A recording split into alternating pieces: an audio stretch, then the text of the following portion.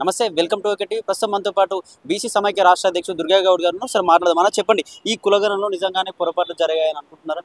100% BC కులగణన అనేది ఏంటంటే కొండను దొవ్వి ఎలుకను పట్టుకున్న చందంగా చేసారు. కొండ నాలుకకు మందేస్తే ఉండ నాలుక ఊడిపోయింది అన్నట్టుగా బీసీలను ఈ రోజు రోడ్డు మీదకి ఇచ్చినటువంటి పరిస్థితి రేవంత్ రెడ్డి ప్రభుత్వానికే దక్కింది. రేవంత్ రెడ్డి గారు నిజంగా మేము ఏం చేసామంటే వాస్తవంగా వాళ్ళే ఈ కులగణన విషయం తీసుకొచ్చారు. మేము చాలా కొన్ని సంవత్సరాలుగా కేంద్రం ముందు బీసీ కులగణన చేయమని చెప్పేసి దేశవ్యాప్తంగా చేయమని చెప్పాం. వాళ్ళు రాహుల్ గాంధీ గారే కామారెడ్డి డిక్లరేషన్ బీసీ సభ లోపల ఖచ్చితంగా పార్టీ అధ్యక్షులు ఖర్గే గారు వీళ్ళు మొత్తం కలిసేసి బీసీ కులగణన చేస్తామని చెప్పారు. అధికారంలోకి వచ్చే ముందు చెప్పినట్టు వీళ్ళ ఎన్నికల మేనిఫెస్టోలో కూడా పెట్టడం జరిగింది. దాని ప్రకారంగానే అసెంబ్లీలో సీట్లు కూడా కేటాయిస్తామని చెప్పారు. కానీ 42% ప్రకారంగా అసెంబ్లీలో సీట్లు కేటాయించలేదు. అధికారంలోకి వచ్చినాక పార్లమెంట్లో సీట్లు కేటాయించలేదు. అది పోకుండా నామినేటెడ్ పోస్టులలో ఇవ్వలేదు. ఇప్పుడు జరుగుతున్నటువంటి ఎమ్మెల్సీలలో ఇవ్వలేదు. మేమేమనుకున్నామంటే సరే ఇవ్వకపోతే కనీసం బీసీ కులగణన స్పష్టంగా జరిగితే రేపు మేము డిమాండ్ చేసి అడగొచ్చు కదని మేము అనుకుంటున్నాం. మేము డిమాండ్ చేయంగా వాళ్ళు అసెంబ్లీలో తీర్మానం చేశారు, ఒక జీవో తీసుకొచ్చారు. దానికి 150 కోట్ల రూపాయల బడ్జెట్ కేటాయిస్తే మేము అనుకున్నాం, సంతోషం వ్యక్తం చేసినాం, ఆయనకు సన్మానం చేసినాం, అసెంబ్లీకి పోయి పాలాభిషేకాలు చేసినాం. మరి ఇలాంటి లెక్కలు తీసినప్పుడు ఇప్పుడు పాలాభిషేకాలతో చేయాలన్నా మరి ఇంకా దేనితో చేయాలనో వాళ్ళు ఒకసారి ఆలోచించాలి. ఎందుకంటే మా నోరుతోటి మేము అనకూడదు. ఆ రోజు సత్య ఇలా ఉన్నటువంటి ప్రగతి భవన్కు మహాత్మా జ్యోతిరావు పూలే పేరు పెడితే నేను అనుకున్నాం దాదాపు 70 సంవత్సరాలైనా కాంగ్రెస్లో కనువిప్పు జరిగింది, ఇప్పుడైనా ప్రజాపాలన జరుగుతుంది అనుకున్నాం. కానీ ఇక్కడ ప్రజాపాలన లేదు, మొత్తం రెడ్డి పాలన జరుగుతాం.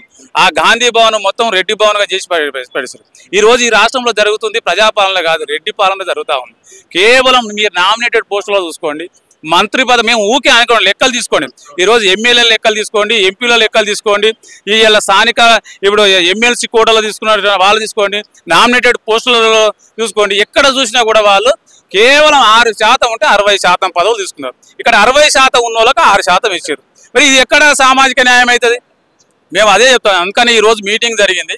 ఖచ్చితంగా నిన్న జరిగినటువంటి లెక్కలు, ఎందుకంటే ఒక్కరోజు గత ముఖ్యమంత్రి కేసీఆర్ గారు సమగ్ర కుల సర్వే చేసేస్తే 58% తేలింది బీసీలది. ఆ 58% ప్రకారంగా ఆయన బయట లెక్కలు పెడితే బీసీలు తిరగబడతారనే ఉద్దేశంతో ఆయన కాకమ్మ కబలు చెప్పి తమిళనాడు తరహాలో బీసీల రిజర్వేషన్ అమలు చేస్తామన్నారు తప్పితే చేయలేదు. దాన్ని ఆ రోజు ఆయన స్థానిక సంస్థలు ఉన్నటువంటి పంచాయతీ 34% నుంచి 18% తగ్గిస్తే ఏం చేసినాం, ఆయనను ఇంటికి పంపించడం జరిగింది. మరి మీరు కూడా అదే తరహాలో ఉన్నారా? ఇంటికి పోవడానికి సిద్ధంగా ఉన్నారా? ఈ రోజు మోసం చేసిన వాళ్ళను తెలంగాణ ఎప్పుడు కూడా క్షమించదు. తెలంగాణ రైతాంగ పోరాటం నుంచి మొదలుతే తెలంగాణ సాధన వరకు కూడా మోసం చేసినోనికి ఈ భూమి మీద అనేది నూకలు చెల్లిపోయినట్టే.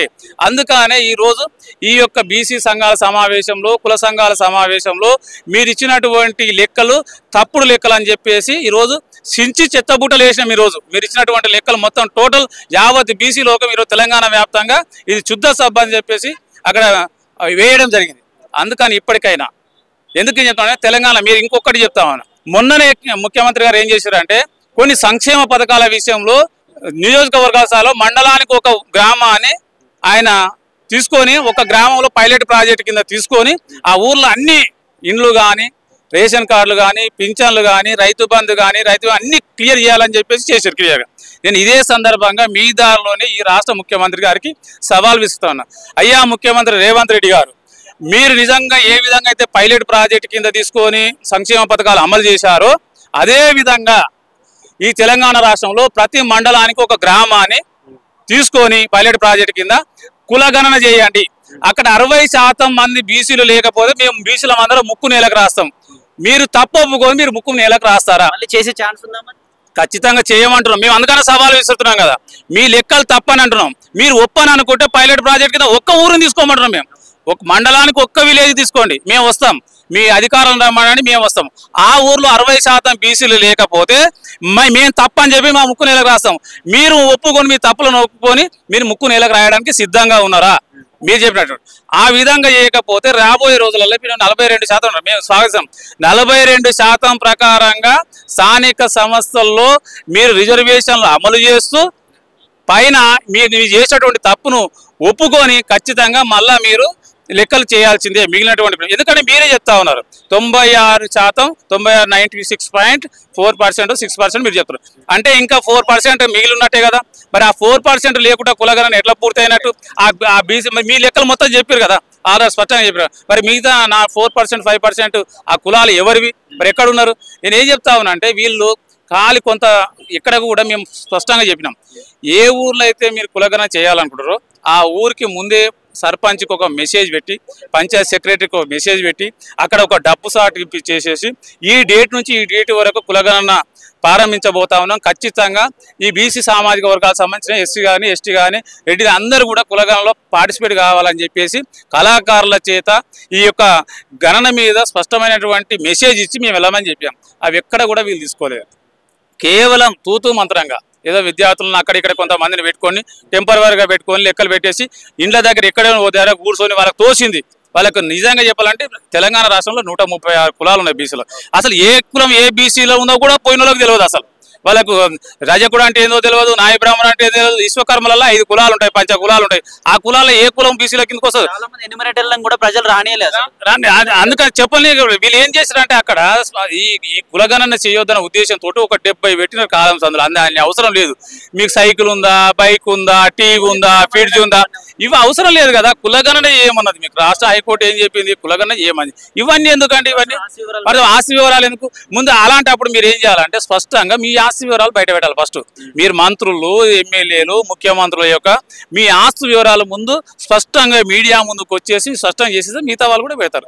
మీరు అవి ఏం చేయండి, ఒక రాజ్య పరిపాలన ఎట్లా రాజ్య పరిపాలన మీరు ముందు చెప్పేసేసి తర్వాత ప్రజలు చెప్పమంటారు. మీరు ఆస్తులు ఏమి గోప్యంగా ఉంచుకుంటారు, మిగతా వాస్తులు చెప్పమంటే కరెక్ట్ కాదు కదా. దానివల్ల కూడా కొంతమంది ఏం చేశారంటే ఈ కొన్ని సామాజిక వర్గాలు పార్టిసిపేట్ కాలేకపోయినాయి. అందుకని అలాంటిది మీరు స్పష్టంగా చేయలేకపోయారు. అందుకని ఈ కులగణన జరగడానికి మెయిన్ కారణమయ్యారు. కాబట్టి ఇప్పటికైనా రాష్ట్ర ప్రభుత్వం మిగిలినటువంటి కులగణన అనేది స్పష్టంగా చేసి మళ్ళీ మీరు ఎన్నికలకు వెళ్తే బాగుంటుంది. ఒకవేళ వెళ్ళలేకపోతే మీరు అన్నట్టు కామారెడ్డి డిక్లరేషన్ 42% ప్రకటించుకుంటూ ఖచ్చితంగా మళ్ళీ మేము కులగణన చేస్తామనేటువంటి ఉద్దేశం కల్పిస్తే తప్పితే మీకు ఈ రాష్ట్ర ప్రజలకు బీసీలు మిమ్మల్ని హక్కున చేసుకునే పరిస్థితి లేకపోతే రేవంత్ రెడ్డి గారు చెప్తున్నాం, ఇదే పంచాయతీ ఎన్నికలు మీకు చివరి ఎన్నికలు రాబోతా ఉన్నాయి. అలాగే ఈ కులగణన ఏదైతే ఉందో ఇందులో ఓసీలు 15 లక్షలు పెరిగి బీసీలు ఎందుకు 21 లక్షలు తగ్గాల్సి వచ్చింది? చాలా మంచి ప్రశ్న వేశారు మీరు. మేము ఏం చెప్తామంటే ఈ రోజు చెప్పాడు ఆయన ఎస్సీల జనాభా ఆయన ఆల్రెడీ స్పష్టంగా ఈ రోజు చెప్పడం జరిగింది. ఆయన ఏం చెప్పారు, ఈ రోజు ఎస్సీలది ఇక్కడ స్పష్టంగా ఈ రోజు లెక్కలు ఉన్నాయి. ఈ రోజు వాళ్ళు ఏం చేసినారంటే ఎస్సీ పాపులేషన్ 17.43 చెప్పినారు, ఎస్టీ పాపులేషన్ 10.45 చెప్పినారు, బీసీ పాపులేషన్ 46.25 చెప్పినారు, ముస్లిం బీసీలు 10.08 చెప్పినారు. మొత్తం బీసీలు 56.33 అంటే ముస్లిం తోటి కలిపేసి.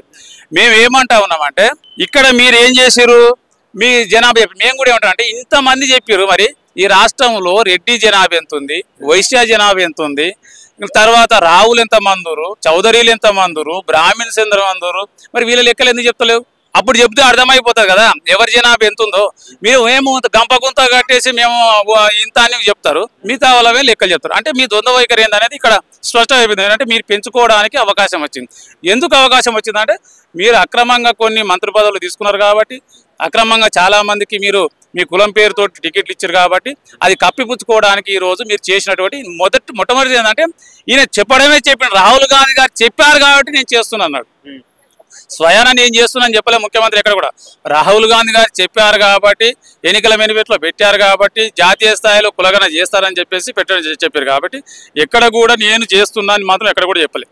అయినప్పటికీ కూడా ఈయన చెప్పాడు నా హయాంలో బీసీ కులగణన జరుగుతుందని సంతోషపడుతున్నా, గర్వపడుతున్నా అని చెప్తే మేము కూడా అనుకున్నాం చాలా మంచి నిర్ణయమే తీసుకుంటారని అనుకున్నాం. కానీ నిర్ణయాలకు తిలోదకాలు అద్దేసి ఆ కమిటీలో బీసీలు కాకుండా ఇతరుల వాళ్ళకు అవకాశం కల్పించేసి ఇది ఈ బీసీ లెక్కలను ఈ కాకమ్మ కబలు లేపేసి ఈరోజు కిందికి మీదికి చేసేసి ఈరోజు బీసీలను మళ్ళీ మోసం చేసేసి అధికారం చెలాయించాలనుకుంటున్నారు. కాబట్టి ఈ ప్రభుత్వానికి చెప్తున్నాం, ఇప్పటికైనా మీరు సవరించుకోకపోతే మీ రాష్ట్ర ప్రభుత్వానికి ఇవే చివరి ఎన్నికలు అవుతాయని చెప్పేసి తెలంగాణ రాష్ట్ర బీసీ సమైక్య తరఫున మరొకసారి విజ్ఞప్తి చేస్తా ఉన్నాం రాష్ట్ర ప్రభుత్వానికి. Okay, thank you.